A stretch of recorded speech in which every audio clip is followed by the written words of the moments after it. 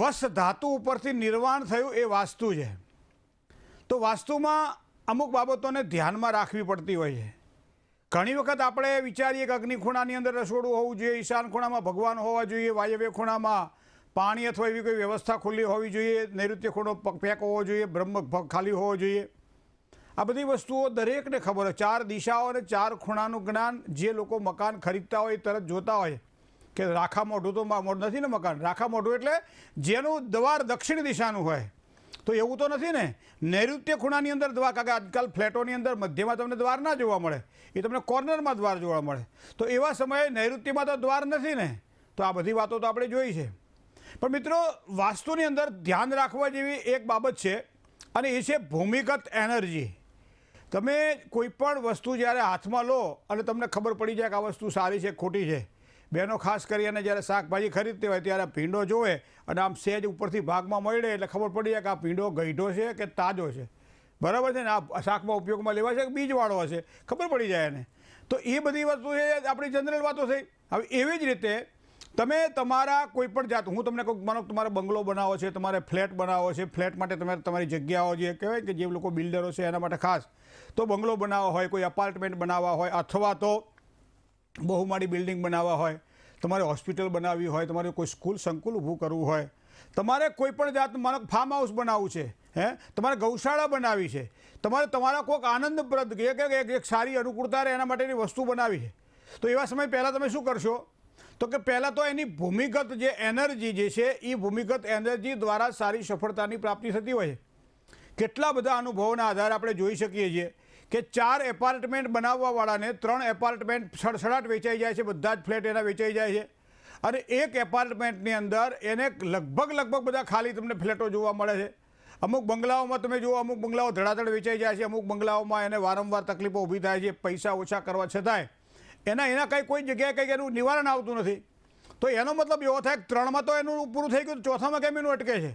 આપણે કહીએ ને દશેરાના દિવસે જ ઘોડા ન, બધી જ વસ્તુઓમાં આપણે કમ્પ્લીટ થઈ ગયા, પણ જ્યારે આપણું કરેલું રોકાણ અમુક જગ્યાએ રોકાઈ જાય ત્યારે માણસને પરેશાની રહેતી હોય છે. તો એવા સમયે વાસ્તુશાસ્ત્રી, જે સાચો વાસ્તુશાસ્ત્રી શું કરશે? એ ભૂમિગત એનર્જીને ચેક કરશે.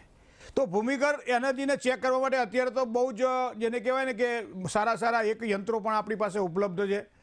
માપ કાઢવા માટે પહેલાં કદાચ આપણી પાસે એક માપ પટ્ટી મેજર ટેપ લઈ અને જતા હતા અને માપ કાઢતા હતા.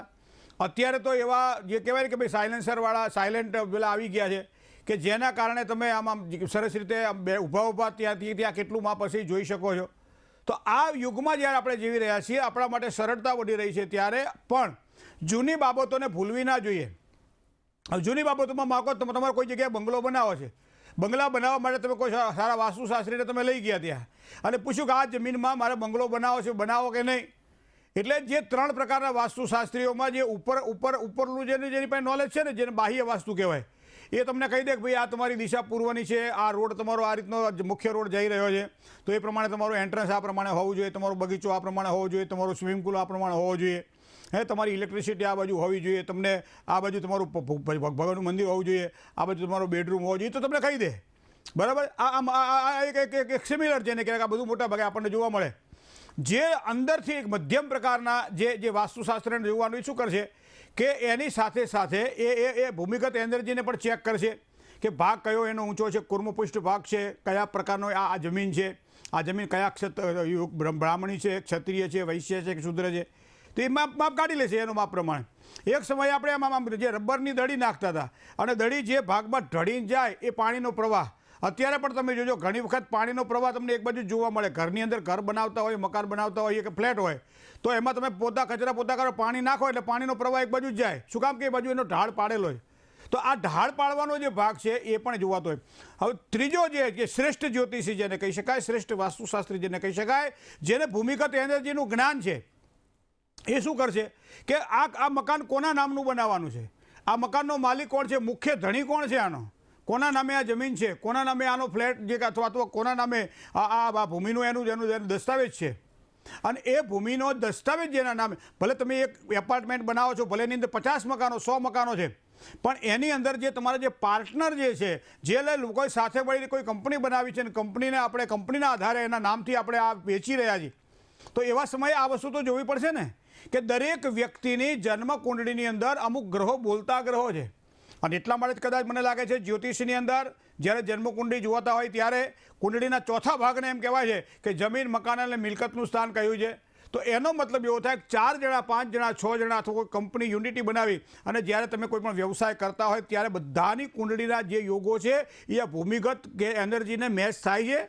જો બુધ 6ઠા 8મા કે 12મા સ્થાનમાં પડ્યો હોય, રાહુ 6ઠા 8મા કે 12મા સ્થાનમાં એકને પડ્યો હોય, એકને કેન્દ્રમાં પડ્યો હોય તો ક્યાંક ને ક્યાંક અમુક તકલીફો રહેવાની છે।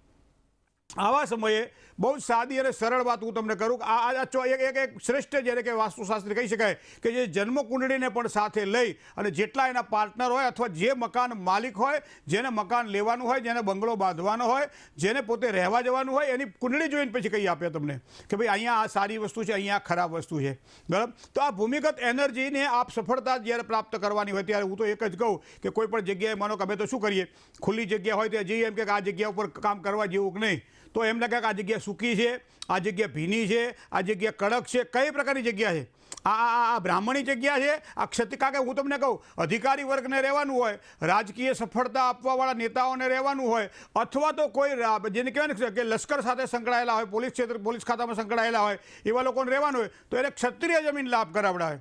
જેને ધંધો કરવાનો છે, જેને ઉદ્યોગો સ્થાપવાના છે, જેને મોટી મોટી ફેક્ટરીઓ બનાવવાની છે, જેને સારા કામકાજ કરવાના છે, એના માટે વૈશ્ય જગ્યા કામ કરશે।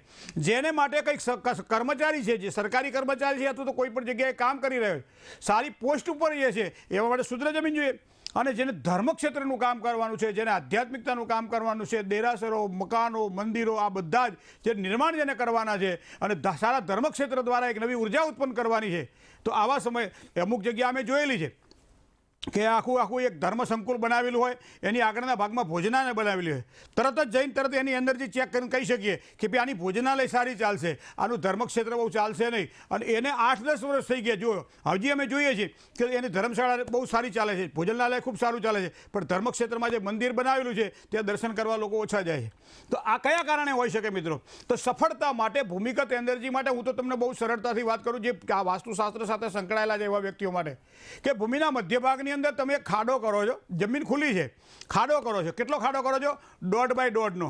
હવે ખાડો કર્યા પછી માટી તમે બહાર કાઢો છો, હવે એની એ માટી જે બહાર કાઢેલી છે એને તમે ભરો છો પાછી એની ખાડાની અંદર, તો એ ખાડાની અંદર ભરાય માટી, જ્યારે માટી તો સામાન્ય રીતે કડક હોય ને આપણે ઉખાડી હોય, બરાબર, ખાડો કર્યો હોય એટલે માટી તો પોચી થાય, તો એ ખાડો પૂરતી વખતે માટી જો છલકાય, ઉપર આવે માટી, તો સમજી લો આ ભૂમિ સારામાં સારી છે। જે વ્યક્તિ અહીંયા રહેવા આવશે અથવા જેના માટે બંગલો બનાવવાનો છે એના માટે આ ભૂમિ બહુ જ સારી છે અને એ ભૂમિ એને ખૂબ જ સારો લાભ કરાવડાવશે, એની એ ચડતી કરશે।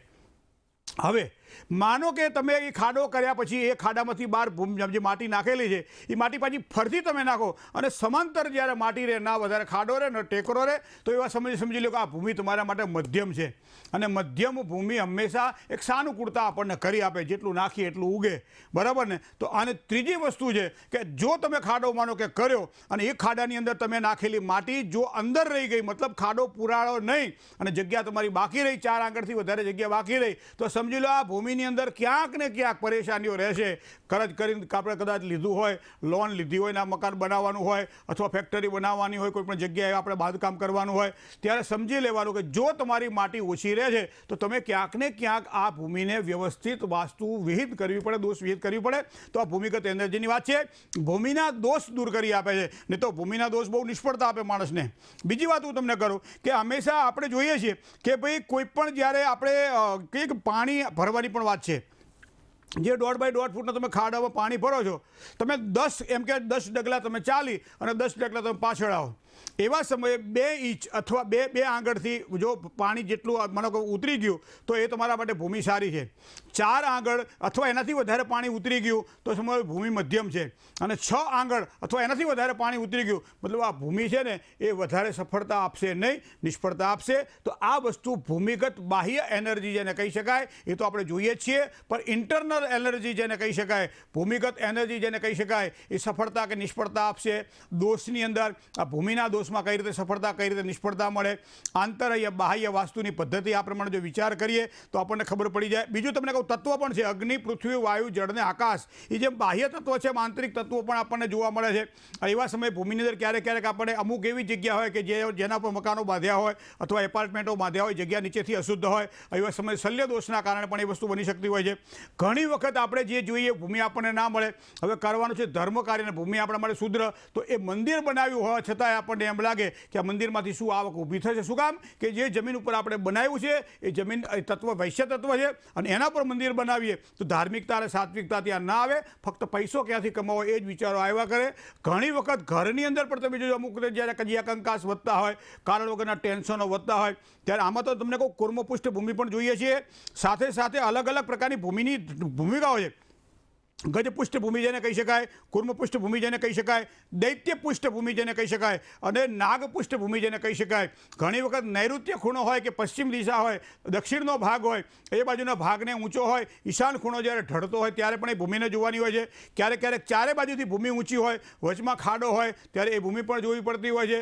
ક્યારેક ક્યારેક ઈશાન અને અગ્નિ ખૂણો અથવા તો પૂર્વ દિશા તરફ ઊંચું હોય અને નૈઋત્ય તરફ ઢળેલો હોય તો એ પણ જોવું. આ બધી જ વસ્તુઓ ભૂમિગત વસ્તુને ધ્યાનમાં રાખ્યા પછી જો રહેણાંકના મકાન, જેને ખુલ્લો પ્લોટ છે અથવા ખુલ્લી જમીન છે, એના માટેની આ વાત છે. બાકી એપાર્ટમેન્ટ બનાવ્યો હોય તો બાહ્ય વાસ્તુ જોવું પડે. ઘણી વખત પ્રથમ માળે જે આપણે જોઈએ એ 5મા માળે એ વાસ્તુ ના હોય, 5મા માળે જોઈએ 7મા માળે વાસ્તુ ના હોય, 7મા માળે જોઈએ 11મા માળે વાસ્તુ ના હોય. તો આ પ્રમાણે વાસ્તુની એનર્જીને ચેક કરી અને એક વખત જો વ્યવસ્થિત તમે તમારું મકાન બનાવી લો તો સમજી લો એ મકાનની અંદર પૂરા પરિવાર સાથે તમે શાંતિથી જીવન વ્યતીત કરી શકો છો. જય ગણેશ.